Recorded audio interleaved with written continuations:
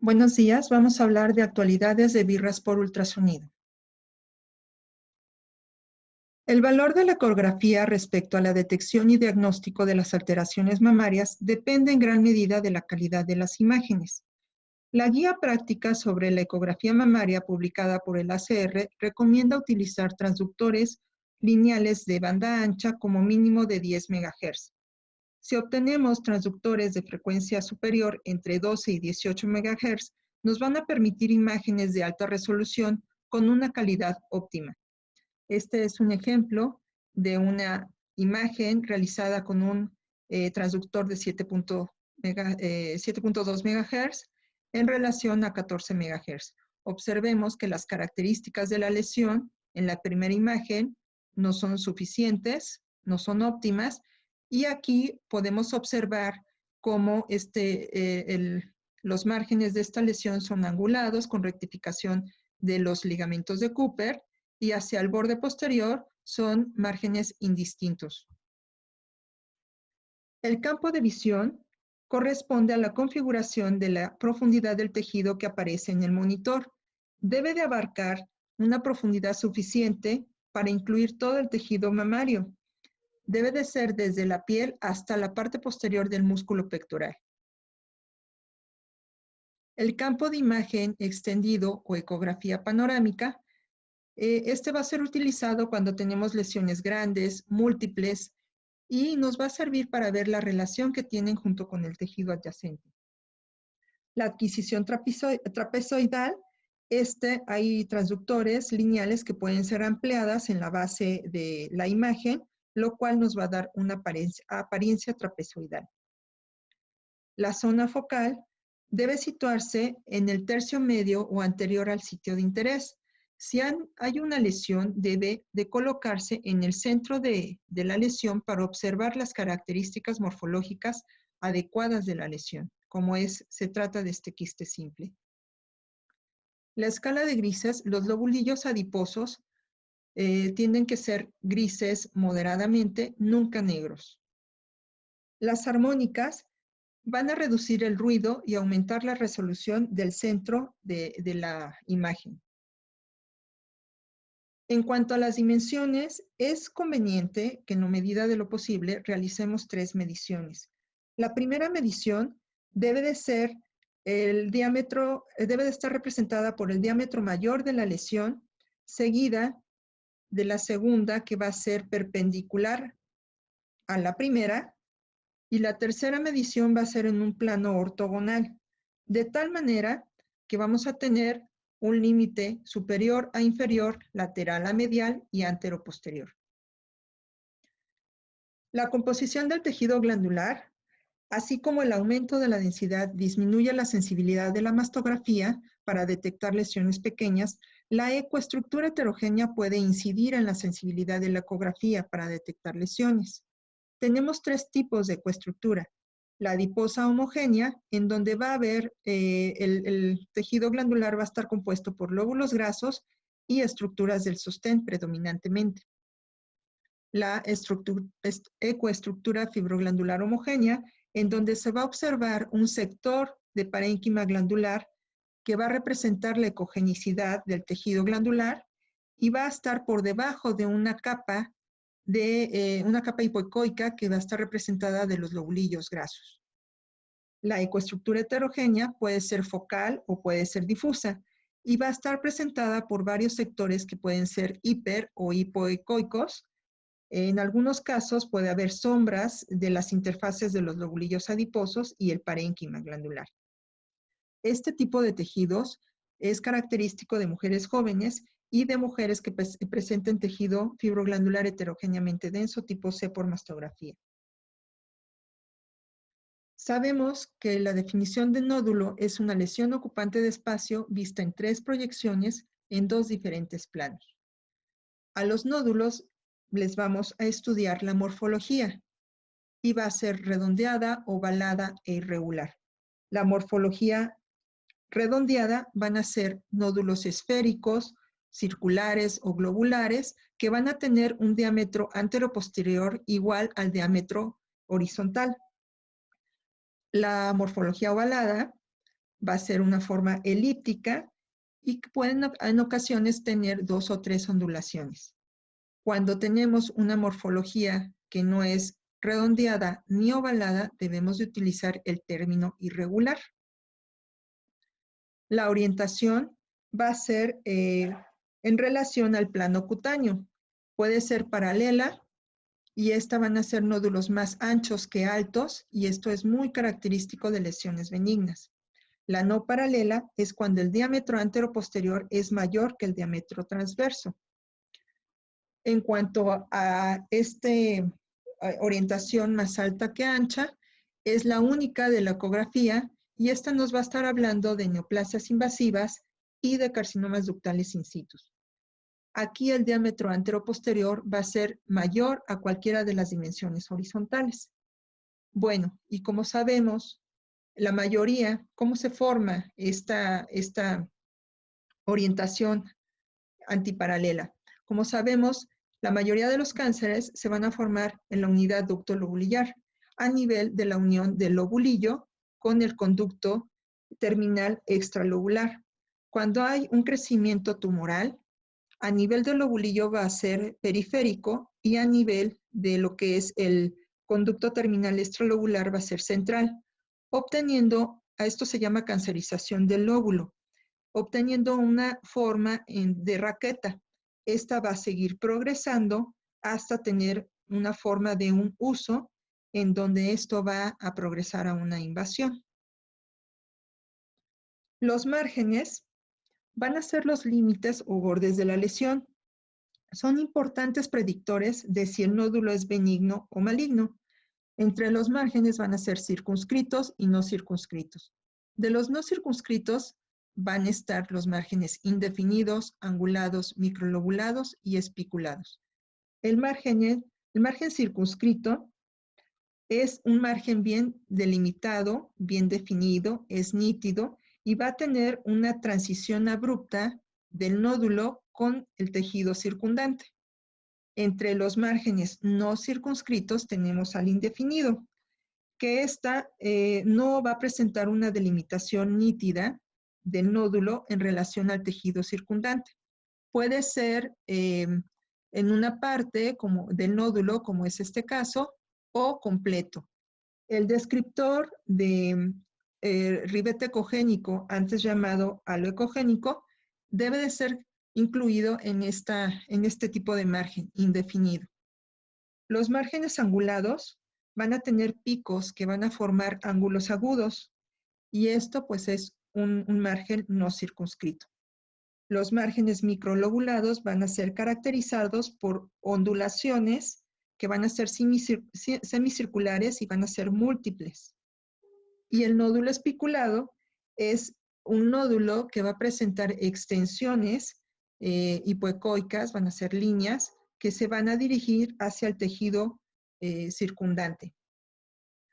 Los márgenes angulados es el predictor más preciso por ecografía que nos va a hablar de una malignidad invasiva. Aquí tenemos que tener en cuenta la rectificación de los ligamentos y aquí observando cómo se hace estos márgenes angulados, estas angulaciones. La microlobulación nos habla de un dato mixto que puede estar tanto en un carcinoma invasor como en un carcinoma ductal in situ. El menos del 3% de los nódulos que presentan microlobulaciones pueden ser benignos. Entre más grandes las microlobulaciones, probablemente sea una lesión de alto grado. La ecogenicidad debe ser comparada con el tejido graso. Y aquí tenemos ecogenicidad anecoica, que no tienen ecos internos, hiperecoico, que va a ser una ecogenicidad mayor al tejido adiposo o igual al tejido glandular. Ecogenicidad hipoecoica, que va a estar menor la ecogenicidad en relación al tejido graso. La ecogenicidad heterogénea, que va a ser una ecogenicidad mixta. e isoecoico, que va a ser igual ecogenicidad al tejido graso. Aquí puede ser poco evidente la lesión cuando se encuentra adyacente a un sector de lobulillos, y esto nos puede limitar la sensibilidad ecográfica. Los hallazgos acústicos posteriores nos hablan del grado de atenuación sonora que genera el nódulo. Podemos tener, sin hallazgos acústicos posteriores, en donde hay una adecuada transmisión sónica a través del nódulo, el refuerzo acústico posterior, en donde consiste la ausencia de la obstrucción de la transmisión del sonido al paso del nódulo, y esto se va a caracterizar por una columna que va a ser ecogénica en la parte posterior del nódulo. También tenemos lo que son las sombras acústicas posteriores, en donde se va a atenuar el sonido a través de este nódulo, observado como una sombra, y esto puede estar asociado a áreas de desmoplasia y de fibrosis. Y podemos tener un patrón mixto, que es una característica específica de un tejido, de un nódulo, de un fibroadenoma calcificado, que podemos tener tanto reforzamiento como una sombra acústica posterior. La sombra acústica posterior va a estar dada por la desmoplasia inducida del propio tejido, del propio sistema hacia la afección del cáncer. La transmisión sónica puede ser normal o puede ser aumentada, y va a estar asociados a carcinomas invasivos de alto grado, a carcinoma coloide, medular, carcinoma metaplásico o carcinoma papilar invasivo. En cuanto a las calcificaciones, estas van a ser mucho mejor valoradas por estudios mastográficos. Sin embargo, la ecografía, en la ecografía las podemos ver como múltiples focos ecogénicos que pueden estar asociadas a un nódulo en su interior y son llamadas como calcificaciones intranodulares, como es este caso. Asimismo, tenemos calcificaciones extranodulares que van a estar localizadas en el tejido graso o en el tejido fibroglandular, observadas como focos ecogénicos puntiformes que van a tener un ruido diferente a lo que son los ligamentos y a los fascículos del músculo pectoral si lo observáramos en una proyección transversal. Aquí, este es un caso de una mujer de 61 años de edad que ya tiene confirmado un cáncer en la mama izquierda por un nódulo hacia la interlínea de los cuadrantes superiores en el tercio posterior, que es irregular, es isodenso al tejido glandular, está asociado a calcificaciones pleomórficas en su interior, a distorsión de la arquitectura y a discreta retracción del músculo pectoral. Asimismo, este nódulo por ultrasonido se observaba de morfología irregular, márgenes espiculados, hipoecoico con presencia de calcificaciones internas, distorsión de la arquitectura glandular. Si observamos hacia el cuadrante superior externo, en el tercio medio de la mama derecha, se ve una distorsión asociada a calcificaciones heterogéneas de distribución regional, las cuales al ultrasonido se mostraba hacia el radio de los cuadrantes superiores, hacia el radio de las 12, 11, pequeños focos localizados a nivel de la grasa y del tejido celular, del tejido mamario, del tejido fibroglandular. En este caso, nosotros realizamos una biopsia guiada con sistema Bacora, y es recomendable que cuando hagamos biopsias guiadas por ultrasonido de calcificaciones, ya sean calcificaciones ductales o calcificaciones extranodulares, se realice una proyección mastográfica de las piezas quirúrgicas, de los cilindros de biopsia, para valorar que efectivamente se observan, tienen estas calcificaciones. Es conveniente que cuando se hagan este tipo de biopsias de calcificaciones, coloquemos un clip marcador en el sitio de biopsia.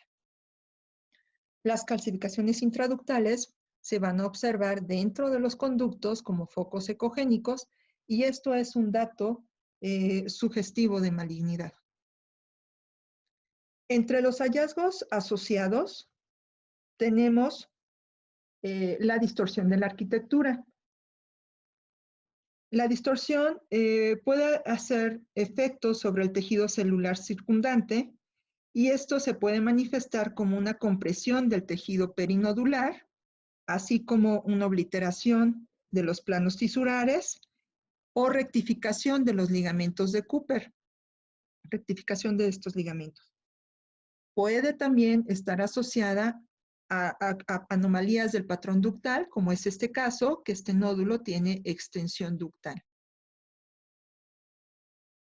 Este caso es una mujer de 50 años de edad que tiene una mama derecha con densidades circunflexibles dispersas, en donde se observa hacia el cuadrante superior externo, en el tercio medio, una distorsión de la arquitectura, la cual al cono de compresión no muestra una dispersión, no se dispersa, y al ultrasonido en el radio de las 3 correspondía a una distorsión de la arquitectura con rectificación de los ligamentos y vascularidad.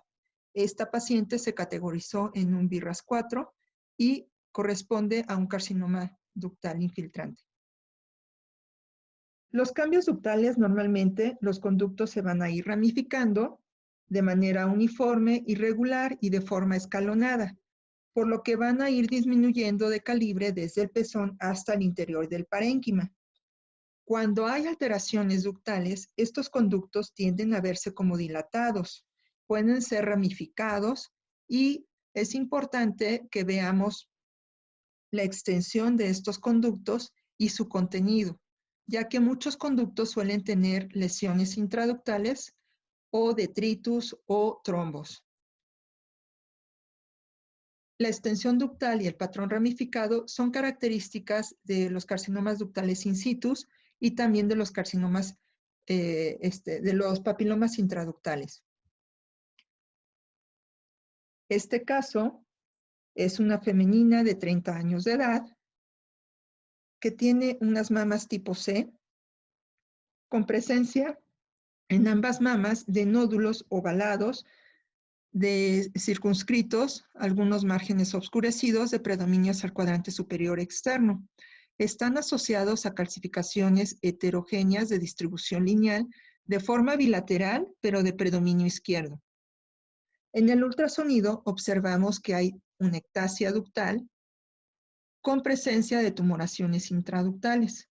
Le realizamos un estudio de resonancia magnética y observamos en ambas mamas nódulos intraductales están ocupando los conductos principales, los cuales en secuencias precontraste se observaban hiperintensos. Esto nos traduce que pueden tener material proteináceo o hemático. Cuando se le colocó el medio de contraste, presenta un reforzamiento, un realce que es heterogéneo y que es simétrico. Esta paciente la categorizamos como un BRAF 4B y vamos a realizar una biopsia para descartar una papilomatosis bilateral. Los cambios cutáneos van a estar caracterizados por un engrosamiento cutáneo que puede ser focal o difuso. Recordemos que la medida normal de la piel es de hasta 2 milímetros.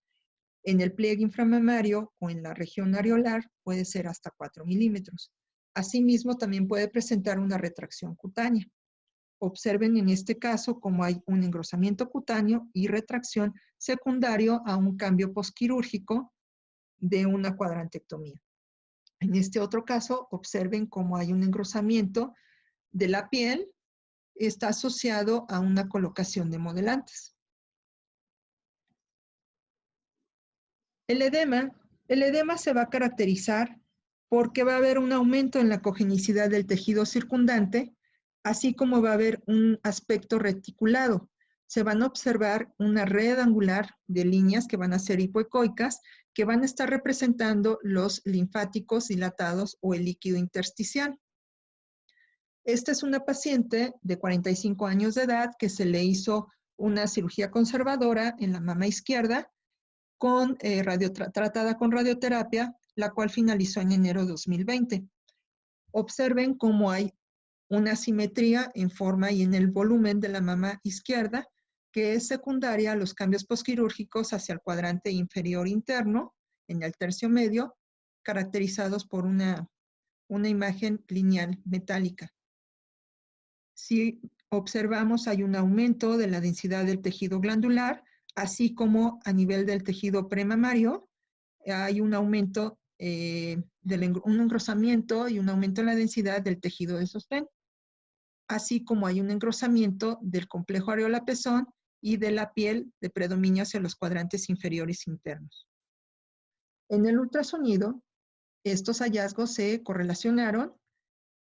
Observen cómo hacia la interlínea de los cuadrantes inferiores se observa un engrosamiento de la piel, el cual es hasta a 6 milímetros. Hay un aumento de la ecogenicidad del tejido glandular y en lo que es, en el sitio quirúrgico están los cambios posquirúrgicos con engrosamiento de la piel. Hay también datos de edema con reticulación, líneas hipoecoicas y en el hecho quirúrgico no se observa vascularidad ni lesiones tumorales. Asimismo, en la región axilar también presentaba cambios posquirúrgicos. Esta paciente la categorizamos en un BIRAS 3, es un seguimiento por el antecedente de la cirugía conservadora y radioterapia. En cuanto a la vascularidad, para considerarse que un nódulo es hipovascular o hipervascular, es preciso comparar el aspecto de alguna zona normal de la mama contralateral o de algún sector que esté normal de la mama afectada. No hay ningún patrón vascular específico diagnóstico de una lesión benigna o maligna.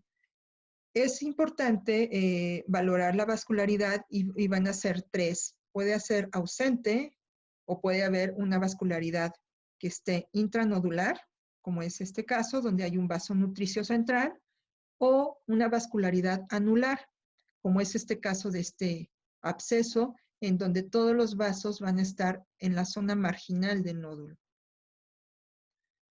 La valoración de la elasticidad aquí se va a utilizar para evaluar la dureza o elasticidad que tengan los nódulos y del tejido circundante que está alrededor.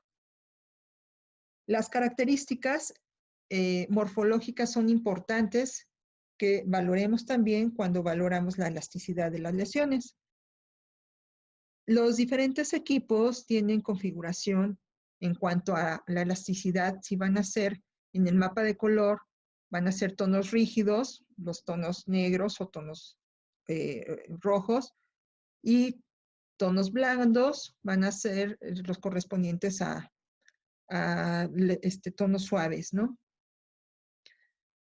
En el mapa, en la escala de grises también se tiende a los tonos blandos. Bueno, las lesiones blandas van a estar en tonos blancos y las lesiones rígidas van a ser en tonos negros. Eso depende de la configuración de cada equipo. Observemos que aquí tenemos una lesión ovalada, circunscrita, anecoica, que presenta ecos internos y reforzamiento acústico posterior. En la escala de grises, observamos que que corresponde a un nódulo ovalado, circunscrito, ecogénico. En relación a la lesión, observen que es de menor tamaño en comparación a la imagen inicial en el modo B. Esto es porque la lesión es compresible, es una lesión benigna, una lesión blanda. En comparación con las lesiones rígidas o duras, es de este nódulo altamente sugestivo de malignidad que se torna en tonos, en el mapa de color, en tonos rojos, que nos habla de la dureza de la lesión, y se observan en comparación con el modo B inicial, la lesión se ve más grande. Esto es porque no es una lesión compresible. En casos, la elasticidad es recomendable que se valoren en lesiones que tengamos sospechosas de BIRAS 3, como es este caso de un nódulo ovalado circunscrito hipoecoico, orientación paralela. Aquí podemos tener en el mapa de color un patrón en mosaico. Esto nos habla de que es una elasticidad intermedia. Por lo tanto, debemos de sugerir un seguimiento a corto plazo de esa lesión. Los casos especiales incluyen a los quistes simples. Este tipo de casos ya tienen un diagnóstico particular y tienen características particulares cada uno de estos casos especiales. Sabemos que los quistes simples tienen cuatro características, que es una forma circunscrita. Bueno, son márgenes circunscritos, pueden ser ovalados o redondeados, tienen contenido anecoico y reforzamiento acústico posterior. Tenemos otro caso especial que se hablan de los quistes agrupados, de los microquistes agrupados. Estos van a ser nódulos anecoicos que van a medir entre 2 y 3 milímetros, van a estar separados por los demás por pequeños tabiques que van a ser delgados y no van a tener componentes sólidos en su interior. Los diagnósticos histológicos que van a comprender este tipo de quistes van a ser los cambios fibroquísticos y la metaplasia apócrina. El quiste complicado puede contener detritus que van a verse como ecos tenues, que van a ser homogéneos y que pueden presentar movimiento al cambio de posición de la paciente. Las lesiones incluidas en el espesor cutáneo, estas aquí van a incluirse lesiones como quistes sebáceos, quistes de inclusión epidérmicos, las verrugas, las pápulas de las neurofibromatosis.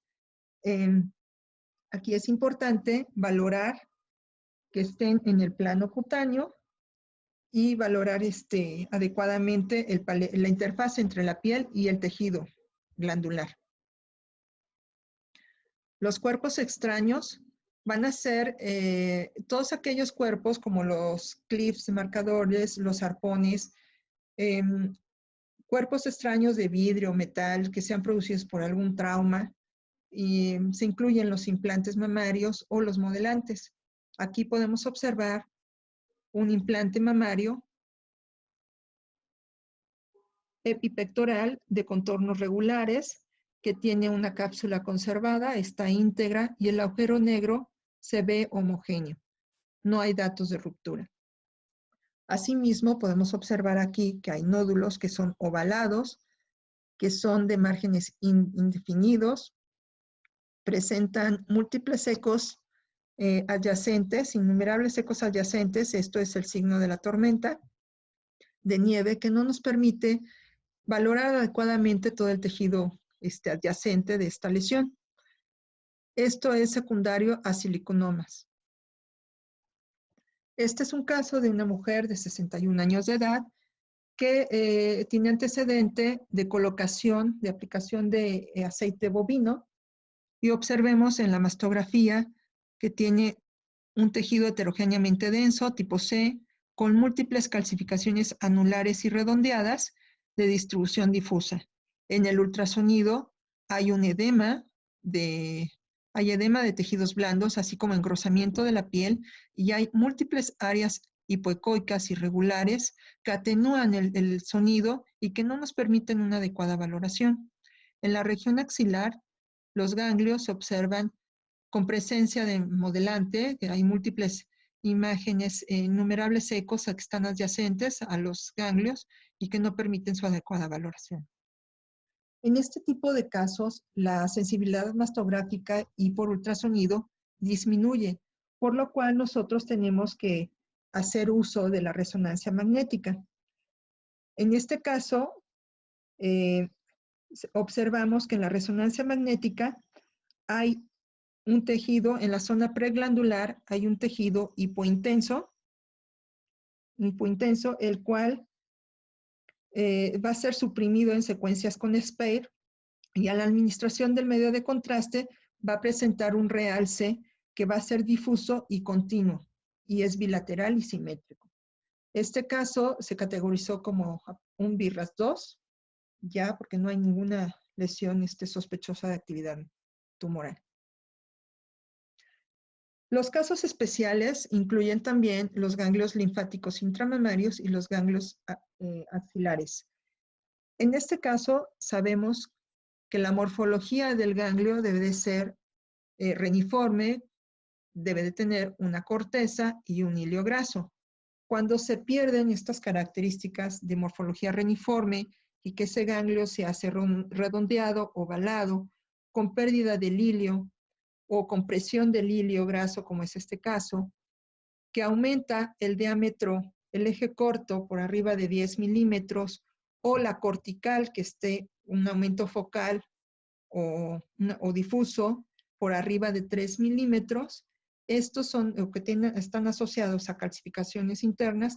Todos estos son datos de actividad tumoral a nivel de estos ganglios. Entonces, por los cuales debemos de hacer biopsias en este tipo de casos. Entre los casos especiales está la colección líquida posquirúrgica, que son hallazgos benignos. Aquí, siempre y cuando pues, sean colecciones que sean anecoicas, que tengan ecos internos, algunos septos finos, delgados, y esto pues es característica de lesiones benignas. La necrosis grasa, esto consiste en una patología inflamatoria benigna secundaria a traumatismos, ya sean accidentales o iatrogénicos, que ha ido aumentando, que ha ido en aumento. La necrosis grasa es una entidad que para nosotros como radiólogos es un reto diagnóstico, dada las diferentes manifestaciones con las que se puede presentar. Generalmente, por ecografía es muy variable la presentación de la necrosis grasa, pero lo más común es que sean presentadas como nódulos de contenido líquido, que pueden tener niveles incluso líquido-líquido. Puede verse una banda hipercogénica, intraquística. Asimismo, pueden irse calcificando esta necrosis grasa y puede ir cambiando las características morfológicas de esos nódulos. Pueden tener también en su interior ecos, pueden tener algo de fibrosis y ir ocasionando nódulos que sean irregulares, que estén espiculados y que nos lleven a una sospecha de malignidad. Es importante que cuando tengamos este tipo de lesiones, que hagamos un seguimiento, un BRAF 3, o si tiene características muy sospechosas de malignidad, en muchas ocasiones realizamos biopsia. Este es un algoritmo ecográfico para la evaluación de los nódulos sólidos, en donde vamos a tener características de superficie, de forma y características internas. Entre las características de superficie va a ser la espiculación o los bordes angulados, el halo ecogénico que sea grueso y la microlobulación. Las características de forma es que tengan un diámetro antero-posterior mayor, una extensión ductal y un patrón ramificado. Las características internas es que sea una sombra sónica, calcificaciones en su interior y ecogenicidad. Esta es una tabla de datos sospechosos de imagen mamaria por ultrasonido y por mastografía.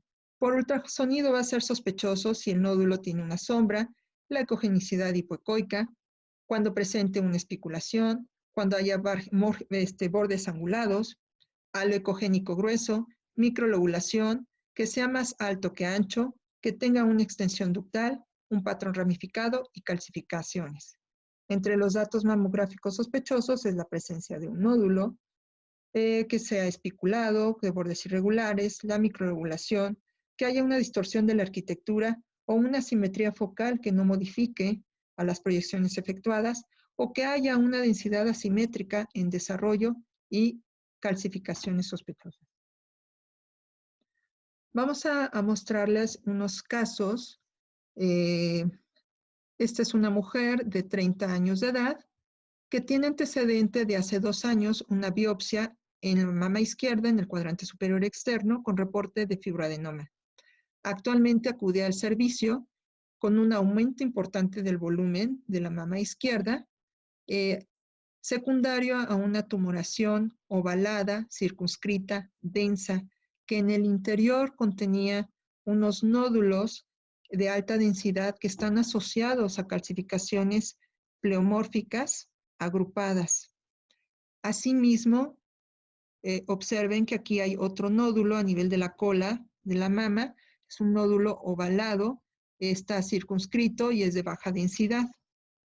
En el ultrasonido, este nódulo en cola correspondía a este nódulo complejo que tiene un componente sólido y mixto, tiene septos gruesos, tiene ecos internos y presentaba vascularidad al Doppler color. El nódulo por ultrasonido, el nódulo voluminoso, se observa como un nódulo ovalado, circunscrito, que tiene un componente mixto, es de contenido hipoecoico, con unas áreas ecogénicas, las cuales contenían ecos internos en su interior que correspondían a los nódulos intranodulares que se observaban en el estudio mastográfico. Esta paciente fue caracterizada como un BIRAT5. Estamos en espera del resultado histopatológico, pero realmente por el tipo de tumoración tan agresiva, pensamos o sospechamos de un tumor filoides de alto grado a descartar una probabilidad de un sarcoma. Este es otro caso tenemos unas proyecciones en oblicuo medio lateral, en proyecciones y craneocaudales de diciembre de 2019 y las actuales de julio de 2020. Observemos en las primeras proyecciones que es una mama que tiene un tejido heterogéneamente denso con aumento de la densidad. Hay un nódulo voluminoso, irregular, denso, que distorsiona la arquitectura glandular. Está asociado a calcificaciones pleomórficas agrupadas, a distorsión de la arquitectura, a engrosamiento cutáneo, así como engrosamiento de la trabecular a nivel preglandular.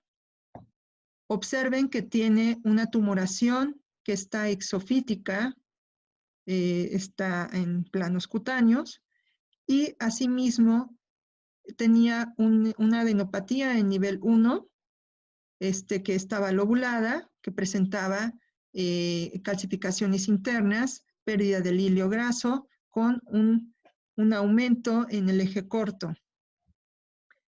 En el estudio actual, observamos que ha disminuido el edema y ha disminuido el engrosamiento cutáneo. Sin embargo, la tumoración presenta las mismas características, el mismo tamaño. Esta paciente está sometida a quimioterapia neoadyuvante, pero pues no ha tenido una respuesta, ha tenido una respuesta parcial. Observemos como en el ultrasonido es una lesión nodular voluminosa que está irregular, es hipoecoica con presencia de múltiples calcificaciones intranodulares. Al Doppler color tiene vascularidad central.